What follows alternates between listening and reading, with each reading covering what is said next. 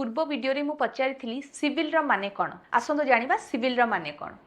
Civil होची relating to private rights and disputes between individuals और organisations rather than criminal offences. माने व्यक्ति किंबा संस्था मध्य रे अधिकार संपत्ति चुक्ति किंबा क्षतिपूरण परी अपराध विहीन मामला को दीवानी मामला कहा जाए। तेणु सिविल होची दीवानी मामला।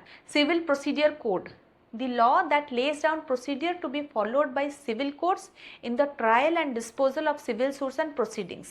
माने दीवानी मामलार दाखल शुणाणी एवं निष्पत्ति पई अदालत जो प्रक्रिया अनुसरण करती ताकू कहा जाए सिविल प्रोसीजर कोड।